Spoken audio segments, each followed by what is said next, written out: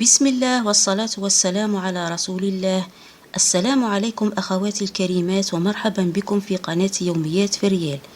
الفيديو تاع نهار اليوم هو عبارة عن وصفة تجميلية خاصة بالشعر لكل من تعاني من تساقط شعرها، تعاني من القشرة والفراغات واللون الباهت للشعر.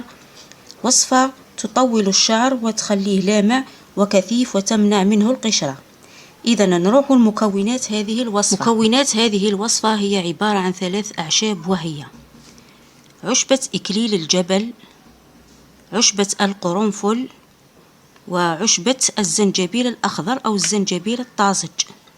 إذا كيف نحضر هذه الوصفة؟ تابعيني أختي. نجيبوا كاسرولة نحطوا فيها الماء ونحطوها فوق الغاز حتى يغلي هذاك الماء. إذا يغلي الماء ونشوفوا من بعد واش نزيدو نديرو. إذا أختي هاو بعد ما غلى الماء طفيتي الغاز.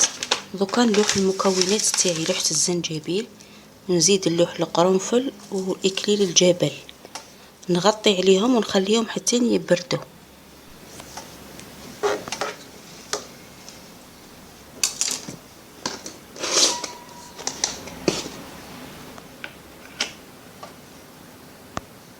إذا أختي هاو المنقوع تاعنا تاع الأعشاب تاع الشعر،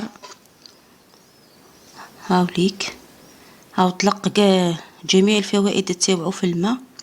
إذا بعد ما يبرد نعبيه في قارورة بخاخ ونستعمله يوميا في شعري على الجلدة تاع الشعر، الفروة تاع الشعر.